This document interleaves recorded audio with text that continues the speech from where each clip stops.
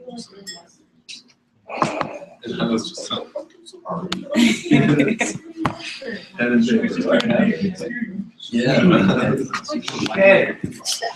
everyone.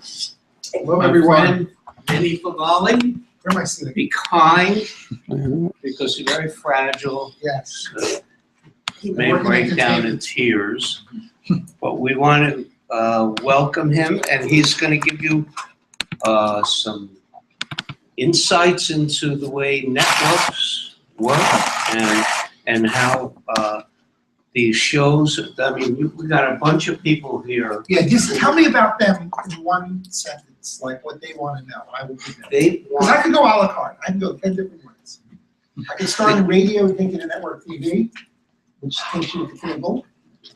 I would say that they will be writing for cable, Okay. but there were several people in here would kill. How many people would love to do Letterman or Colbert? So you see what it is. And the ones not raising their hands, what, more like long form comedy, drama? Well, I would say I'm interested in a lot of things. I'm kind of ebbing and flowing. Okay. And sort of right now, I'm actually an intern in the brand creative promos department at TV Land. Okay, good. That's a great place to go. Oh yeah, it's phenomenal. Yours, It really is. This is what's maybe I should going just out. start now, work my way backwards, and then you guys can, I'll give you the overview. I went to Brooklyn College, majored in television radio when it was called television radio. It wasn't broadcasting. Radio was just as big as television there. And I had an internship in 1979, which was, at the time, the word internship, now they're like jobs. Like, you're lucky if you can get an internship. It's like really, it's as hard, I think, as getting your first job. But I was lucky enough to intern at 30 Rockefeller Center. In fact, my life mirrored a little of Reggie's from my favorite year. You know, guy coming into the train from Brooklyn, walking the halls of 30 Rock. That You whole born? Are you born here? yeah. And you went to Brooklyn College? Yeah, born in Bensonhurst, went to all Brooklyn schools, Catholic school, and then a detour to a vocational high school, which we won't talk about because that was wrong and crazy.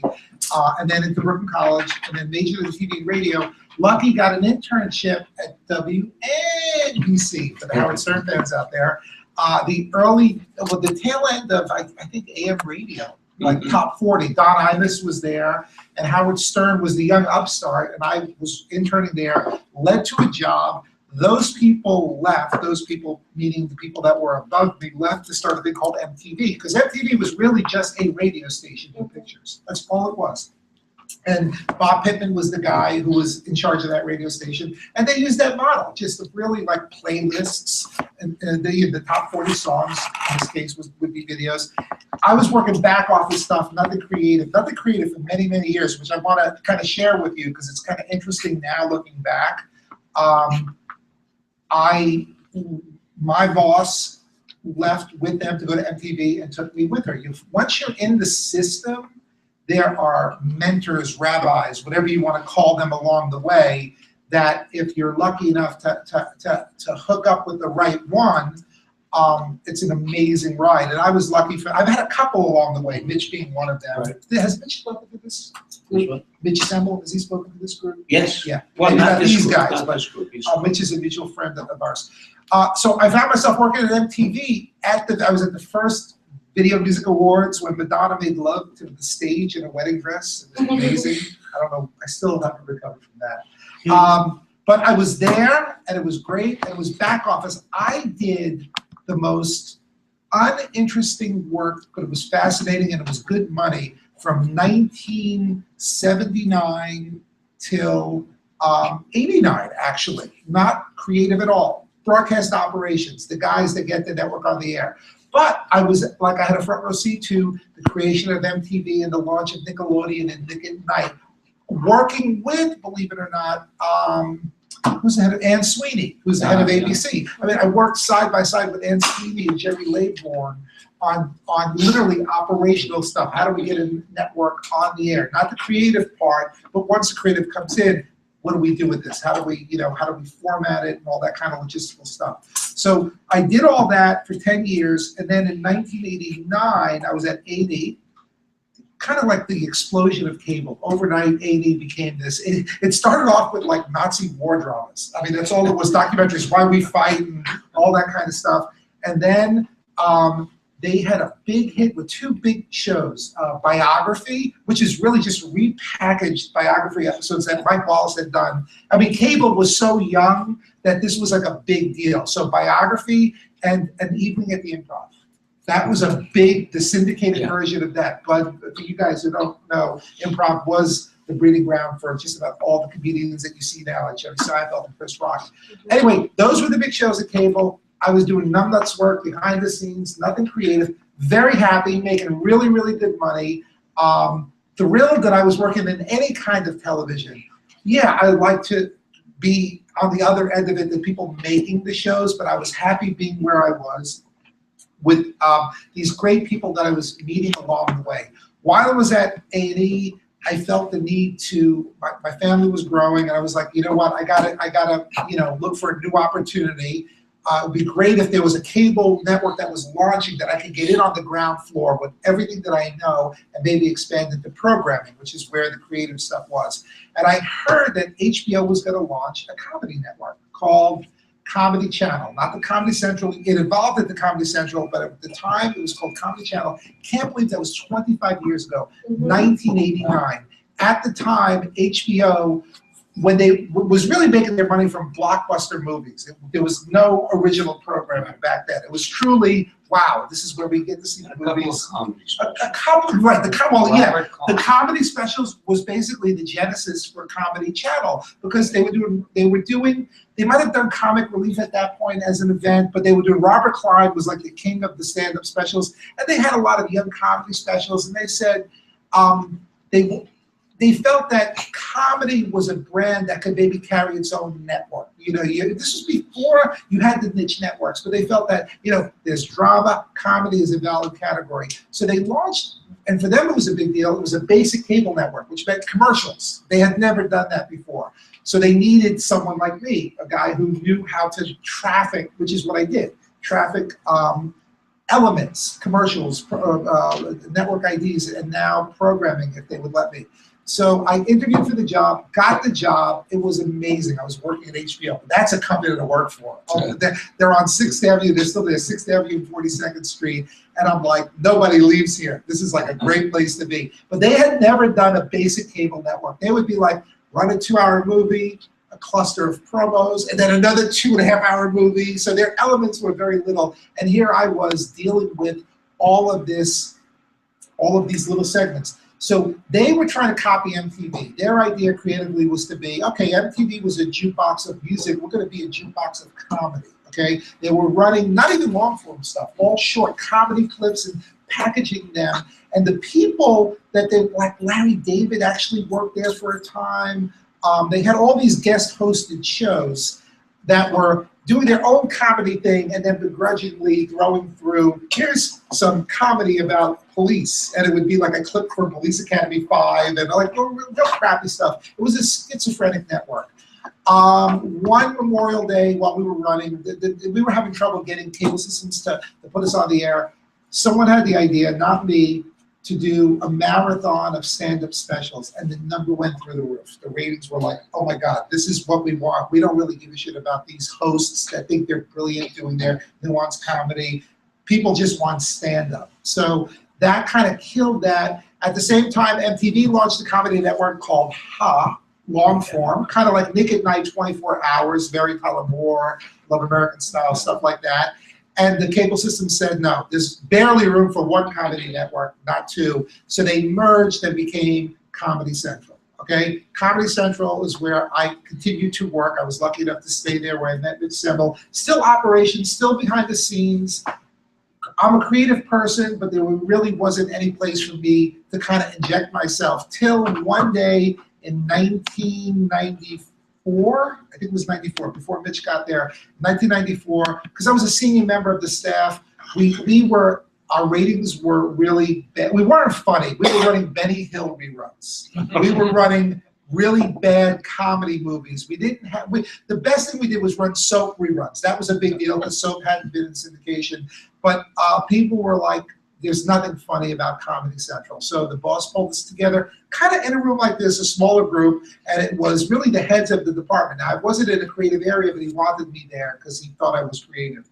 And it was the head of on-air promotions, head of the microcosm of the cable network, the press guy, the lawyer, marketing, promos, programming. And we were like, we're not leaving this room until we come up with an idea that could put us on the map, maybe get us in trouble. And it was going on for like over an hour. And then it hit me. I said, I've got it. I've got the idea. And it turned out to be a good one. And my idea was very simple. It's like, okay, we don't have money. We have no money to really do any kind of production. The State of the Union speech was about to happen. It was President Bush Sr. And I said, naively, well, whenever the president's speaking, all the networks literally run the same thing. Channel 2, Channel 4, Channel 7. There wasn't a lot of cable networks. I'm like, why don't we just run it? Apparently it's free. We could just pick it up. And why don't we run it? And why don't we just kind of goof on it in real time? Like Mystery Science Theater, which is what we had been running, which you guys probably don't remember. It was a very, very funny series of really bad movies with 3 characters in silhouette making fun of it. So it was like, well, why don't we do that? And then get like Al Franken, who at the time was the big SNL comedy, political guy. So it turned out like, so we were like, there was a buzz in the room. It was like, wow, can we even do this? Our lawyer said, we probably can't, but that'll be awesome because I'll fight for the right to do it. Everything played out perfectly. They said we can't do it. It was controlled by the ABC. There wasn't Fox at the time, so it was ABC, CBS, NBC, and CNN controlled that pull feed.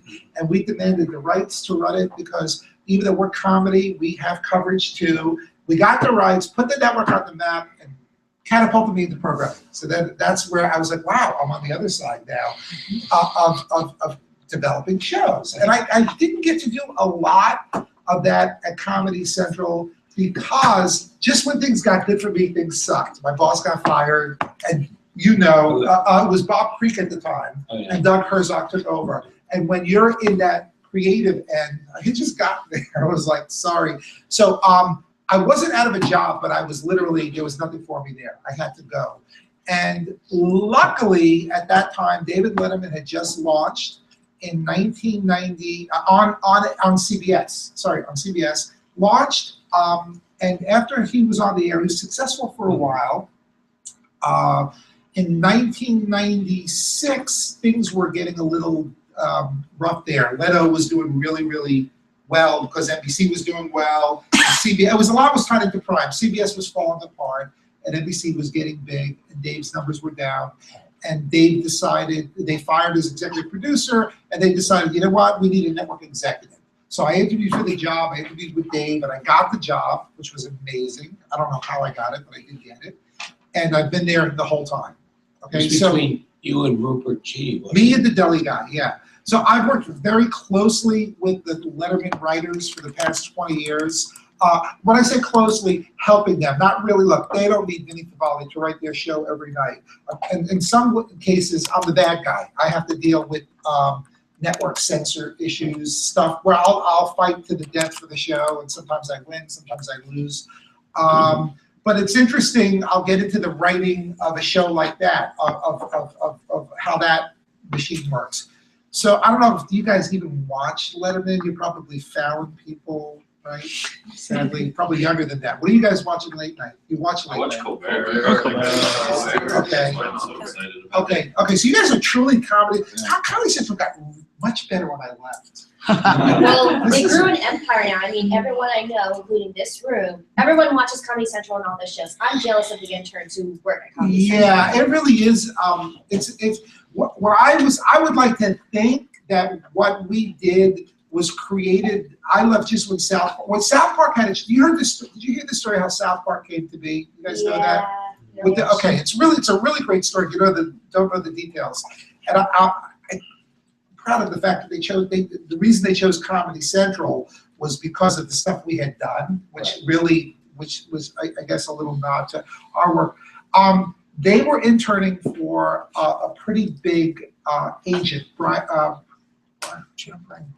maybe Brian Graydon, an agent at one of the big agencies, I think CAA, and they were goofy guys. You know, they were very, very into animation or very crude animation. It was the early days of computers, so they were able to kind of jerry-rig some of that stuff, figure it out. And the guy that they were either interning for or working for, they were just starting out, bless you.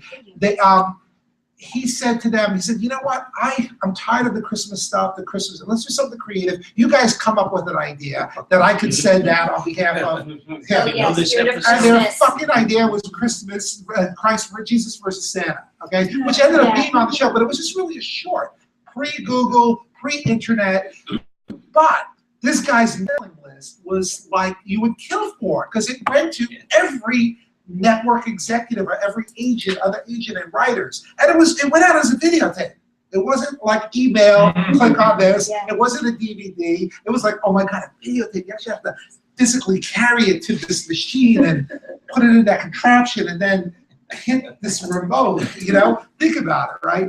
But it was amazing. And it became a bidding war. It's like, oh my God, who are these guys? We got to sign a deal with them. And they had the idea to do South Park, and they chose Comedy Central because they thought those guys are cool. They make fun of the president. They do stuff like that. So that happened just as I left, but my days were numbered, and I was out of there. So I've had a front row seat to a lot of great things, and the creative process, and even watching Norm in action for my colleague. I mentioned this guy, Mitch. Mitch was the other New York executive that I worked with, and Mitch was in charge of primetime, and he oversaw the Cosby Show when Norm was there. But so my job, and still is, and sadly now it's winding down, I will be working with the Colbert Show, which is very exciting. So the show that I work on is, you know, Colbert is like a sitcom right now. It's not really a talk show. It's scripted. He's in character, and yes, they do interviews, but everything is heightened there.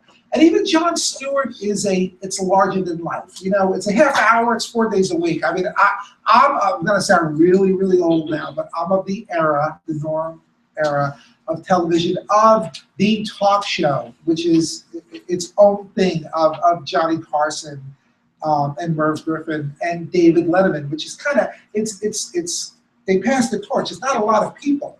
And so the show that I work on, it really is made up of a lot of little things. So the things that we do on the show in pieces might have found its way to your iPhones.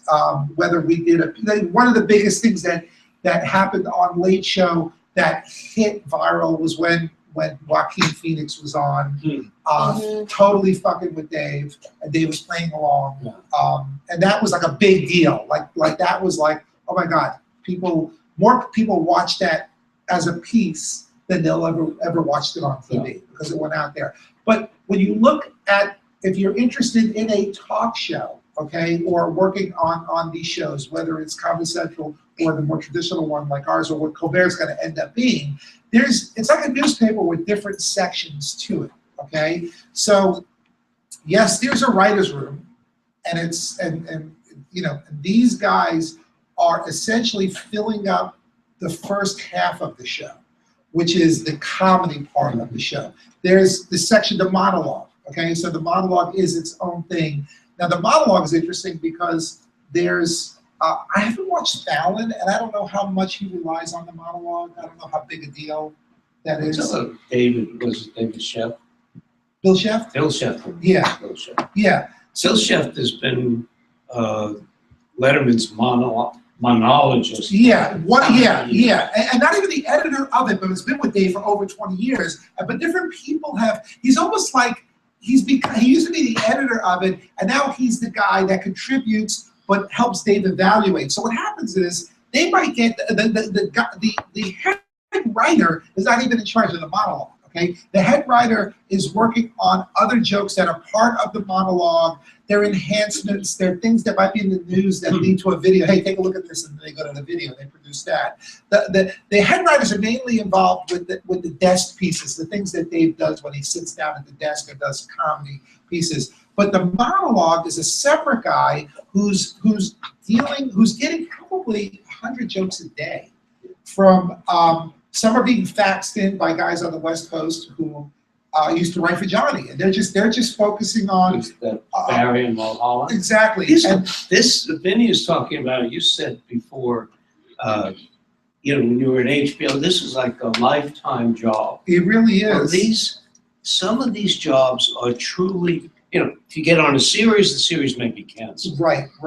There will always be a Letterman, a Johnny Carson, a Jay Leno, and there are people, he mentioned Barry and Mulholland. They go back. These two writers have been with Johnny Carson Mhm. and with Leno and with Letterman. I don't know how they pulled that off. It's really, and they do it from their homes, Yeah. And they're, look, and they're faxing. You look at their monologue, Dave doesn't do as long a monologue as Jay did. Dave might have 10 to 15 jokes, and Mulholland and Barry will have like 5 each. And they know how to write for Dave. So, these guys are funny, but they're writing for a person. Like, Norm, when Norm was writing for Cosby, he was writing for, if you're a writer, you almost have to put your own stuff on the side or rechannel it and say, okay, I got to write for this voice. Yeah. David Letterman has a certain type of language and cadence, Yeah. and there's a certain type of joke that might even not necessarily even be funny, but it's got the right sound to it, and it allows Dave to go off on a tangent. Now, Dave might choose it because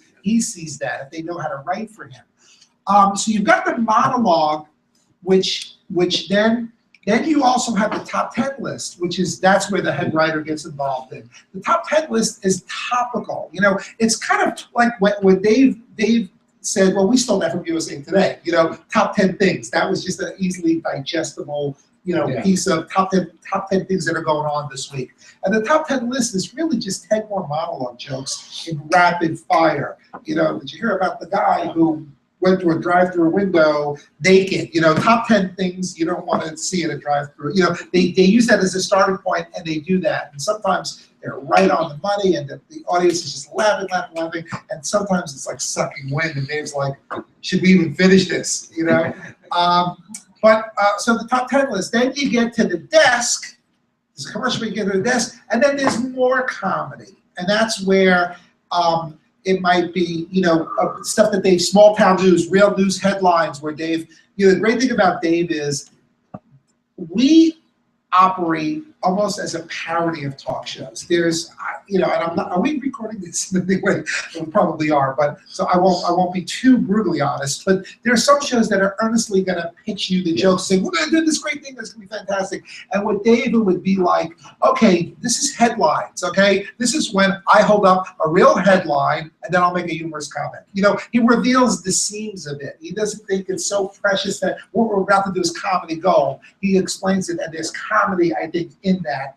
They had Tom Purcell in here, Okay. who ran them to, I believe, what it takes to do a package for the Colbert. Right. And Letterman's got that too. Right. They give you the top 10 topic, and they give you come up with a premise that involves Dave. Yep, absolutely. So you have the desk piece, and then close to midnight, the talk show starts. And there is just as much writing in that, believe it or not, than there is in the other part. And that's the part where you have segment producers. So wait, let me just give you another thing, actually. The research department at Letterman is an amazing breeding ground for writers, for producers, for all the creative things that you want to do. The research department pre-internet was really like, it was a whole different animal. That researcher, especially when the standard was high on the Letterman show, for the so there are researchers for the writers and for the segment producers. And I'd like to think, no, I know this, Letterman pioneered that great way to do a segment where now you kind of take it for granted, but Dave was the first one that would dig up that commercial that Mike Myers did when he was 5 years old, when he was a child actor in Canada, to kind of maybe surprise the guest with, or just saying, hey, we want to show this thing, you have a funny story that goes with this, because we'd like to show this. And they would dig that up. Now, in the era of internet, you can get that on YouTube. We could all be researchers in a heartbeat. But the research department is really, really important, and that's an area that you guys should consider. Look, you should consider any job that'll have you at any place that has these kind of shows. I mean, I worked in traffic from 1979 to 1996, so it took me 15 years to get even close to something that was creative. The money's good if you're happy. If you got to move, you can't stay in one place. Sometimes you have to leave, even if you're happy. If there's another opportunity in this other place. But the research department, very, very key. Would you say that there's benefits more to having a behind the desk job in comparison to say working on an actual set? Like, Yeah, well, I mean, I have a behind the desk job, right. even now, okay? Because I'm dealing with the business of the creative. Like these writers are busted, they have to write something great and funny, and then I've got guys at the network who are exploiting it. They're gonna sell it, and they love it till it pisses someone off, and then I gotta deal with that. It's like, oh, that went too far on that McDonald's joke that's in the news. Like, my day starts, I read the newspapers, and I see what kind of day I'm gonna have. Because our whole show is a reflection of what, every talk show, of what's happened in the paper. So if there's something that involves a car recall or something like a really bad, Wendy's is another finger in a Frosty, and now we're fucked for like a month. Because, Dave's gonna do jokes nonstop with that. I have to deal with impatient advertisers that want to pull out. Well, open it up for questions. Yeah, let's ask questions. Come on, let's do this. Come on. Ask me anything. Do you have any what can you tell us about the process about selling pilots? Okay, I could share a little of what I know. Okay, because I'm not. I have an interesting perspective on it. So entertainment at the networks is all West Coast. Yeah. And that's where they develop it, and that's where they manage it, which is the current department, which I want to tell you guys about too, because I think that's an important creative area that people don't know exists. Because I work at the home office, if you will, where I work is the sales guys, the affiliate guys, some of the marketing guys, the people that have to sell the stuff. So there's value there, but later on in the process. So what happens is, at the network level, from what I understand, it's in the hundreds of pitches that they get, okay? Now, everyone's got a great idea and says, this would make a great idea for a show. The reality is, the people that are pitching, a guy like Norman is gonna be able to pitch because he's run shows. But people that have worked for Norman, that have written on successful shows, that are writing on shows, and are ready to kind of pitch, can probably get a meeting because they have an agent, and the agent will say to the network, hey, John Smith, who's written 3 seasons of Big Bang Theory, so probably some of your best episodes, is ready to step up. He's got an idea. So these are the people that get to pitch, okay? It's not, guys who have that great idea. And even if it is a great idea, unless their best friend or uncle is a writer who's looking for a great idea that has an affiliation, it's not gonna happen. Please don't waste your time writing. Write a script to hone your craft, but if you really have that great idea, you just have to wait till the time is right, till you're in the pipeline that you can do it. Tell me if I'm wrong here. No. Because No, you're right. And very rarely does it happen. It happened at CBS with CSI. CSI is can I talk about that for a sure. second? That's an amazing story. I actually asked Anthony Zeiker that question. So Anthony Zeiker had written a couple of screenplays, and so he had written stuff that somehow made it into the system. I don't even know if he had an agent, but nothing had been produced. He was a tram operator in Las Vegas, and saw an interesting side of Las Vegas that we don't see. The overnight shift. The chalk mark. The murder, the stories in the hotels, all the things that were happening, and it stayed in. He's from Vegas, and it was in his brain, and it stayed there. As you guys all probably know, this would be a great idea for a show. Whatever it is that you think is a good idea for a show. He was watching Discovery Channel. And he was watching one of those crime, documentaries, how they solved it. And it was forensic, and it was fiber on the carpet led to this and that. He was watching with his wife, and he's like, oh, wow, that would be interesting to do a crime drama from that point of view by the geeks, you know, not the cops, but the guys who solve it, right? At the time, Jerry Bruckheimer, so you guys all know Jerry Bruckheimer, Yep. right? Blockbuster Movies was just expanding into television. And he was kind of able, because it was the TV and they had not done a lot of TV yet, somehow was able to get that. You could probably Google this, and you really should, because it really is a good example of someone who had no business pitching, getting in there. But here's the interesting part of that, though. So he gets to Bruckheimer's company, pitches it. They like the idea enough that a script gets commissioned. Gets actually to the pilot stage. There was some drama between Disney was going to do it and then CBS ended up doing it, whatever. I was in the room when that pilot was screened for the East Coast. So this is my relationship with pilots, is I'm in the room when it's screened for the powers that be on the East Coast, the sales guys, the research guys, all right, the affiliate guys, who are just going to give their 2 cents. At that point, the West Coast really has a creative vision for it. They've done it. And we were sitting in that room and we're like, okay, now this is CBS, 1990s, I want to say 7 maybe, 98. This is the network that has Murder, She Wrote, Diagnosis Murder, Dr. Quinn, Medicine Woman. Very, very, you know, it was the tail end of the old regime before Leslie Loomis came in and really reinvented it and shook it up with all this newer stuff. And we're looking at this like, holy shit, like this is amazing. This is like, you know, cameras are zooming into like, you know, a fingernail, and it was really, the storytelling was amazing. And it was a huge hit right out of the gate. So Anthony Zuiker comes up with the idea. His name's on it, created by, writes the pilot, is working on the show, but is not the showrunner. Is not the showrunner, because it's like this monster like budget, right?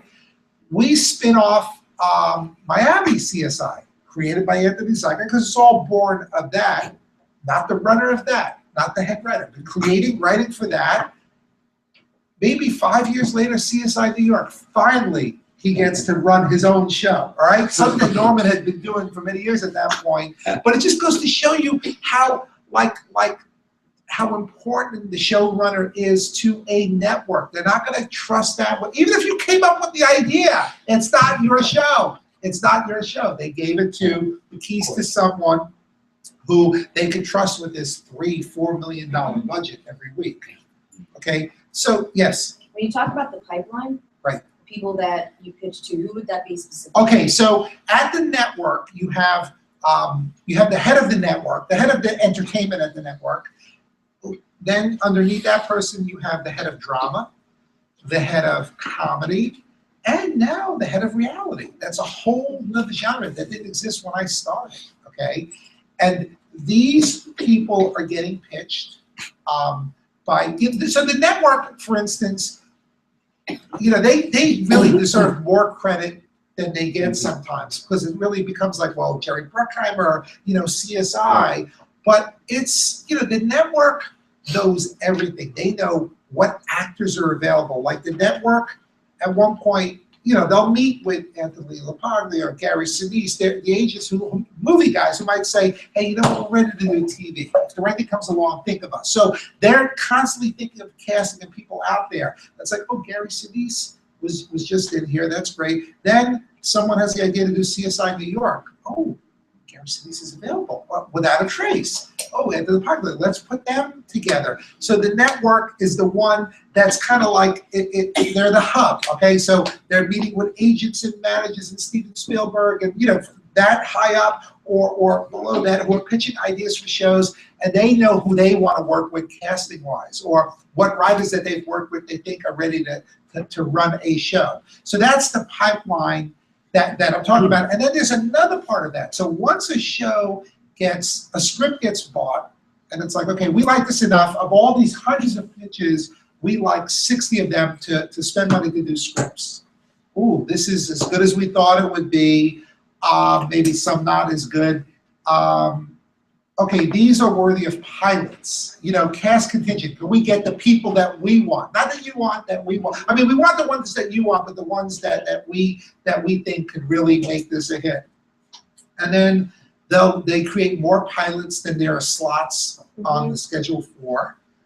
Once a show gets picked up and goes into production, and I didn't know this till I came to CBS, and I think it's like one of the coolest jobs I've been over. It's the department that I'm a part of, actually.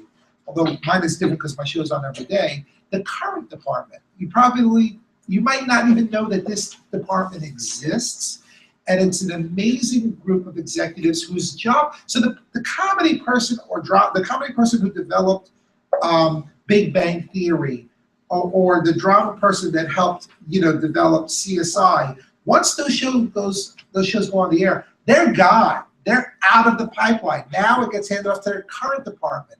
These are creative executives now who live and breathe those shows, okay? So my colleague Mitch was the creative executive on The Cosby Show. So that's the person now that represents the needs of the network, that is the good cop and the bad cop, that deals with people like Norman, deals with the show runners, okay? That's my job, is I deal with the executive producers of Letterman. And the current executive on a sitcom or a drama it's an interesting job. It's very creative because they're giving notes. They're there in a room just like this, and we're going to sit here and read the script, the script now for the second episode of CSI. Okay, it's like because when the network buys the show, they're buying a Bible. Okay, well, can you do this every week? And of course, with Murder you can.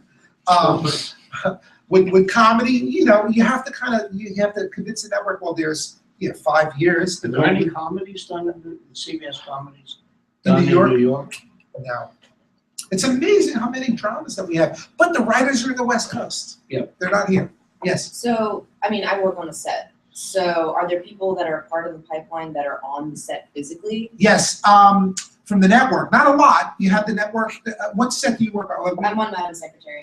Madam Secretary. Okay, there you go. That's an interesting one because I don't think they are there. Because they're on the West Coast. The current execs manage those from LA because that's where the writers are. And I think on a sitcom it's different because there's a table read that happens right there. It happens in that 7 days. Our table read is there. Oh, there is a table read? Yeah, we have. Did they do the whole episode? You probably know more than I do there. We get an hour lunch.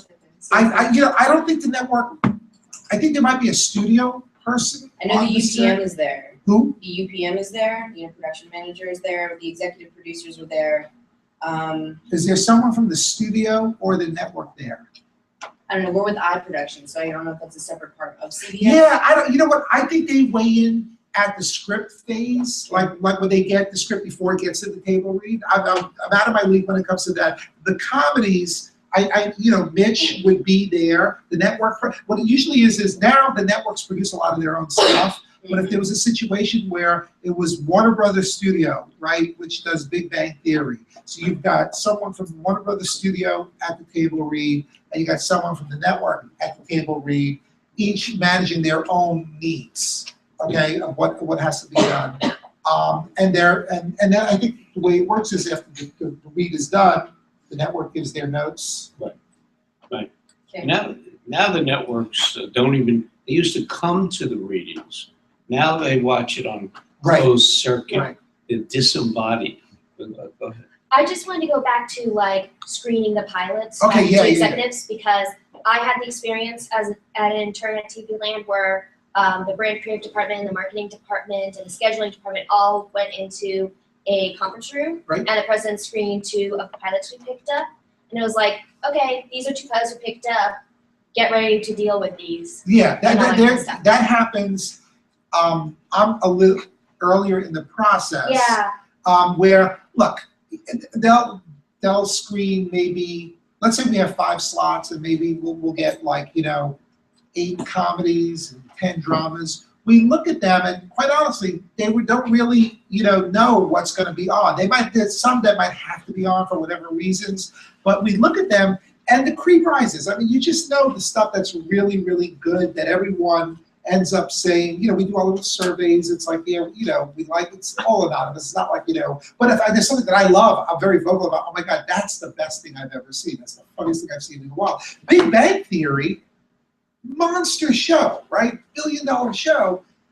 There were 2 pilots. That show was developed and piloted for CBS and didn't get picked up. It didn't get picked up. It was good, but it didn't. There might have been stronger things that were there. It didn't get picked up. Usually when something that doesn't get picked up, it goes away forever. You never see it again. It doesn't get sold to another network. And it was Chuck Lorre. He's brilliant. And he had another crack at it. Mhm. I think they just recast the woman. You can probably see the original on YouTube. I think they just recast the female. And I think it came back the next year to make the schedule. I don't think it was a big hit out of the gate. But then, boom, so you don't know. Well, when we did Cosby, and Les Moonves was head of the network, it was his first year. Right, that's right. And he invested $44 million in Bill Cosby. Right, that we needed a turnkey. We needed Yeah. established people like Norman and Bill to look, we don't have time to dick around here. We need to Well, put me something. first. You not first. Bill. Okay, I think they went for me. they went for you? But his theory was, I need to bring people to this address. Right, And but not just viewers, but the community, yeah, right? and so, but what happened was, I think Raymond, everybody knows Raymond was already on. Right, But the Cosby Show brought a bunch of people to this address, and then it begat Raymond, and Raymond begat King of Queens, right. and then it went to CSI Miami, and so we could watch David Caruso take his glasses off. But that was his thinking, and he was absolutely right. I mean, it was brilliant. But his ass was on the line, big time, There's a lot of pressure. big yeah. time. And you don't turn those networks overnight. It took. I know it was frustrating for Dave because we had lost a bunch of affiliates because Dave came to CBS because of the promise of football. We got football. We're going to promote you on Sunday. I wasn't there, but that's what it was going to be. And then Fox outbid CBS. Yeah. And got football. We lost some key affiliates, and we were on fumes. Yeah. Can you talk about the transition from Letterman to Colbert? Like how you said, like there is that planned structure of like monologue, top. Yeah, there's a lot. I wish I knew. I don't know. I've met the team already, and they're super excited at Colbert. They're doing a lot of things. Right now, they're actually wrapping up. They're all about like finishing these shows. Yeah. Think about it. They're like doing like a sitcom every day. I mean, that's a heavily Yeah. written show in character. Like Ted Baxter on Mary Tyler Moore. It's like it's that. I'm sure they're gonna do things that are gonna be a lot different. And interesting and unique. I don't have that mindset yet. I'll know. I'll come back. I'll know because I don't think we're launching. Colbert's launching until late next year. So there's going to be some downtime. They're off in December. And then Dave goes on. We don't have our own engine. So sometime between January and September, they'll have to figure it out. Is Colbert bringing his staff? I believe so. Yeah. Yeah. You mentioned a few times the writers being in California. If we're trying to get writing jobs, is California the place to be? I would think so. Yeah. I mean, for comedy, yeah, absolutely. I mean, the guys in California, look, if you want to work on a late night show, you got to be where the show is. So the Letterman LA writers are just really two guys that are, they know the art form so well. Mahal and Barry that did this forever. But no, I mean, if you want to work for Fallon, you want to be in New York. But sitcoms, yeah. It's interesting. Like in New York, you could be a receptionist and you could be in hell. Like, fuck, I'm a receptionist, or for a production company, whatever. But it's not the job. In LA, that's the job you want. You want to be an assistant, a receptionist for the Warner Brothers comedy department. Yeah, because those people move around. Those people, that's part of the line. The line that you want to be in. If you're working as the third assistant to the writer on The Big Bang Theory, I think that's winning the lottery. That's a great fucking job because you're there. And same thing with Letterman. I've seen the Letterman guy. I don't show it's like for the other talk shows too. You can just see it. You see these interns that are there and they're working really hard, and then they go away. But then, like every once in a while, because there's not a lot of turnover at least at Letterman, there's not a lot of turnover. But then you'll see that receptionist got a good job somewhere else, or something opened up in Letterman in the research department, and the receptionist is now going to work in the research department because that's who they want there, the people that kind of have that DNA. And something that intern that you saw a couple of years ago who gets called in for film work because that one popped, that one did a good job. They liked that person for whatever reason. Not even that they were super, super clever or funny, but they were reliable. They had the right disposition. You know, it's just something that it's just in the DNA that felt right for there. Let's get that intern back to fill in for this receptionist. And then when that receptionist gets that job, someone that intern is a receptionist. I've seen receptionists end up being writers over an 8-year period, but they wanted it to No, I keep telling you, you got to get in the door. The shows like Letterman and Leno and Conan and Kimmel. all the NBC shows, and those are tough. But if you get in the door and they like you and you make yourself known to them, you'll get your first job. You will get your first job. How do they get their first job at CBS now? It's hard. I would take any job at NBC or at CBS.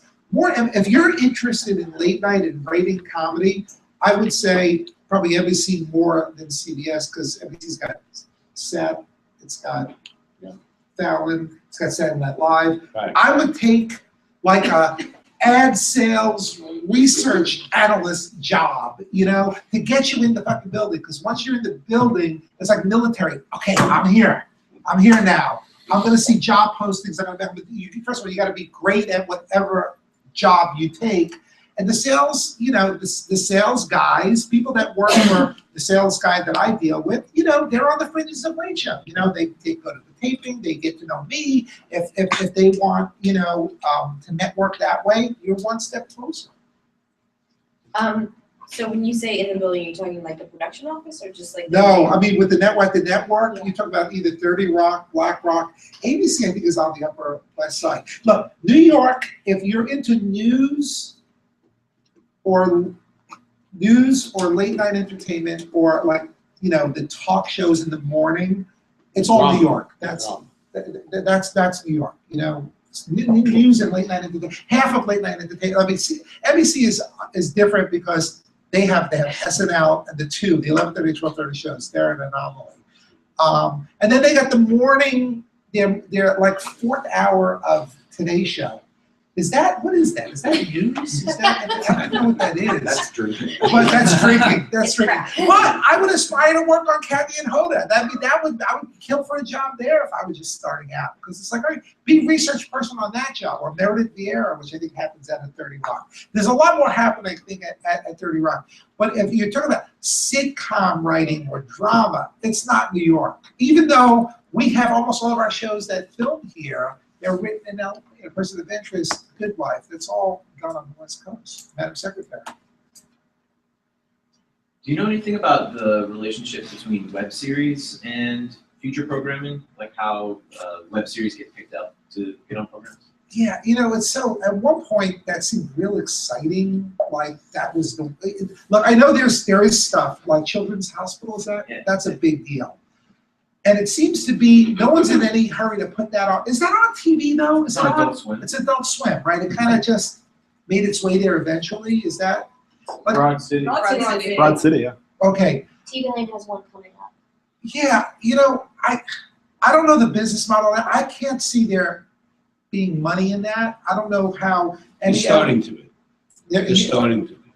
I don't know where it's coming from. Yeah, I mean, maybe there's money to create it, but like it's funny, and we're doing that right now. It's like ultimately, it's really the content where I guess wherever it comes from.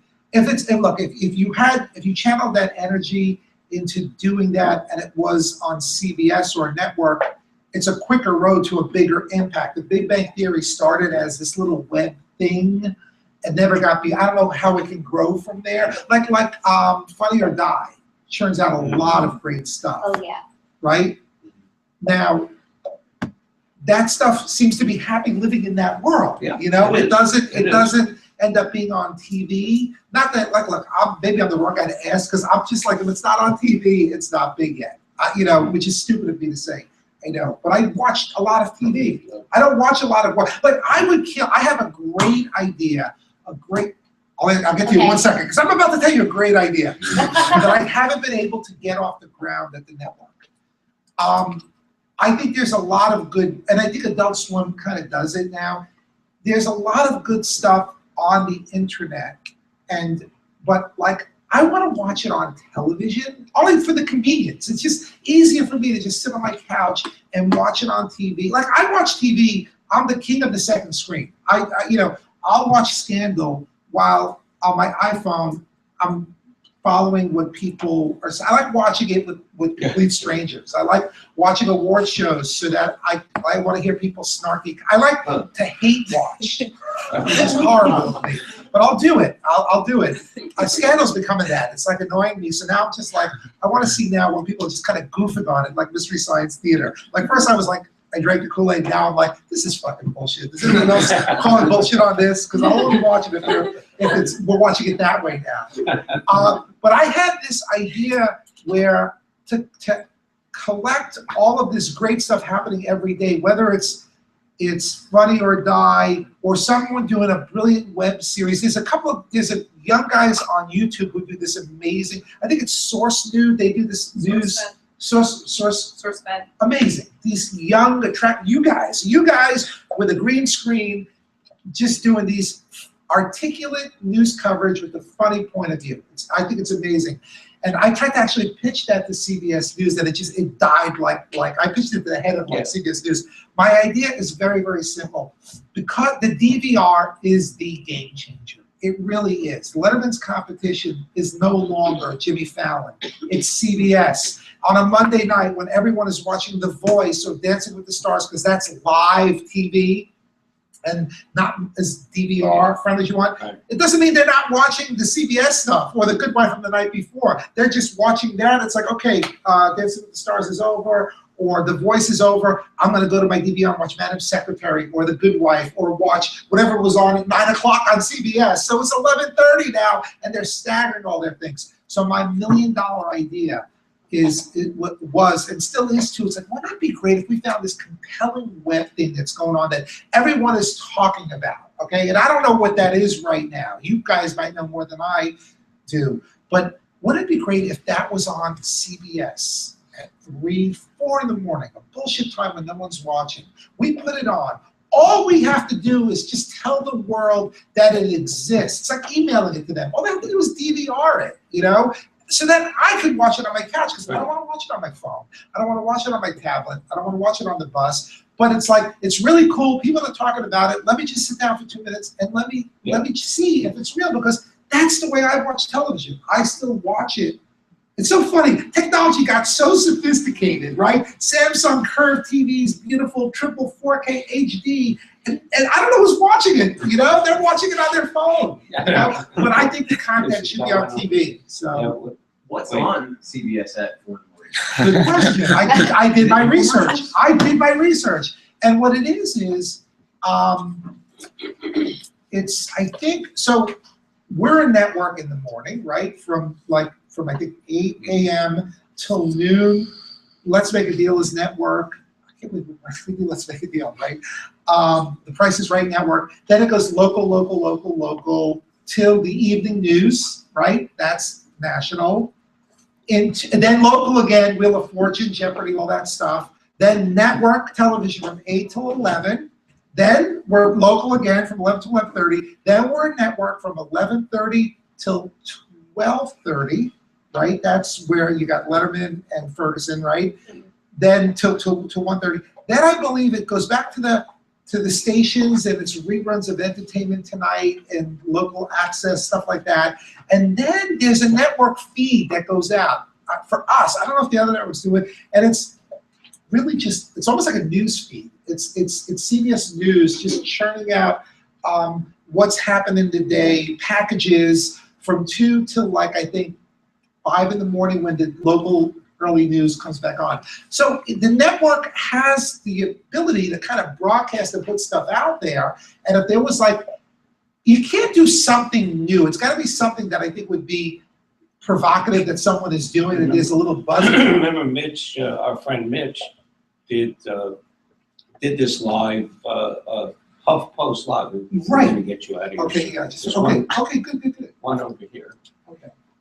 What's that?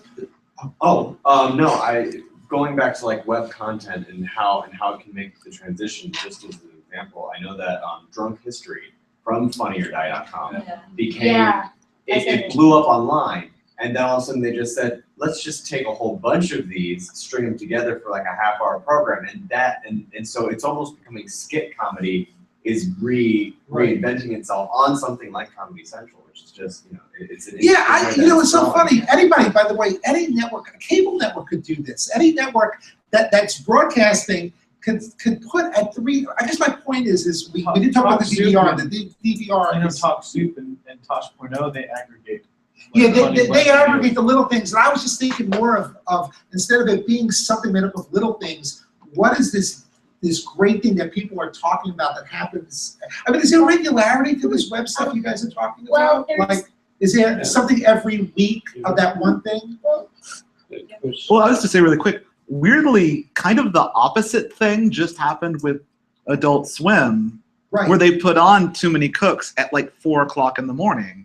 Adult Swim does really weird crap at 4 o'clock in the morning, and they just put it there because they know no one's, like, maybe people are gonna stumble and watch it then. But then it got big on the internet. It was like the opposite. Was calculated on their part. I think they knew exactly because it doesn't make a difference. So if I leave you with anything, think about the DVR. Think about programming for talk a network into giving you their 4 a.m. slot, the shittiest slot. Say, give me this. I'll fill it for a half hour. Because if you can get it on somewhere that's broadcasting, maybe you buy the time. I don't know, and then there you go. But then, I'm sorry, it comes down to marketing. You can have the best idea in the world, but you still have to tell people about it. Like CSI can run at 3 in the morning now, Big Bang Theory. They technically can, because everybody would just know, okay, we'll DVR that new episode, because they know that. I'm sorry. You have No, it's okay. I was about to make another I forgot the word. There's another show on Comedy Central called At Midnight, and it's very interactive where people can tweet at the handle at midnight and hashtag. That's great. I wanted to do that. That's great. It's very I gotta go back to Comedy Central.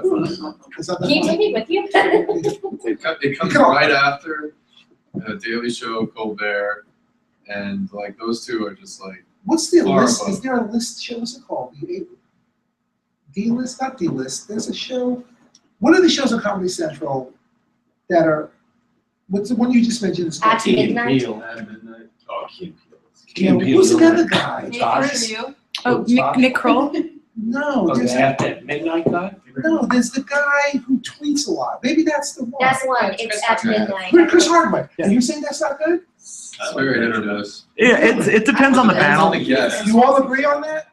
It depends on the panel. Because he's not good enough to make a good one. Yeah, I don't know. I just think he follows Colbert and Jon Stewart, and they're much funnier than he is, and just ends up being not funny. But maybe he's more about holding a mirror to what's going on. Is he live? This thing? The Chris. No. Yeah. I don't think so. No, it's tape bags that day. I think live stuff, someone's got to come up with $1 million live idea. And I'm not talking about like American Idol, the thing that's DVR, because sports will always be huge because that's live, So come up with that idea. Come up with a live idea. I wish we could do something on Letterman Live every night, like a lottery winner. Just give away a fucking lottery ticket. So you have to watch us. All right, I'm clutching at straws. You can tell we're winding down. All right, what else you got? Any party questions? Or- Any parting question, because he's got another appointment. I'm gonna be on BET. Yeah?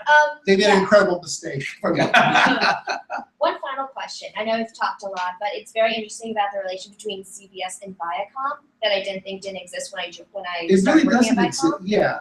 It Yeah, doesn't. We're separate companies now. it's very separate now. It is. Yeah, it was, yeah, for 2 minutes we were one thing, but it's separate. Viacom simply is it's their nice package of cable networks. It's Paramount Film Studios. Mhm. But it's weird because we're Paramount TV Studios. So we own Cheers. We own Family Ties. We own The Odd Couple. They own Top Gun, you know. Yep. Yeah. Okay. All right? Thank you, guys.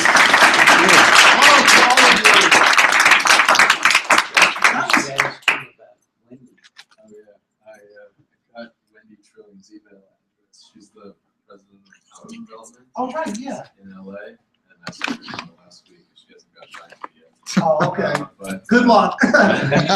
If I were heading up comedy development, I'd be avoiding everyone. Oh, you invited her to. All right, lunch. no, I was Must be just really fishing interesting. for jobs. You guys, Oh. I'm gonna walk you downstairs.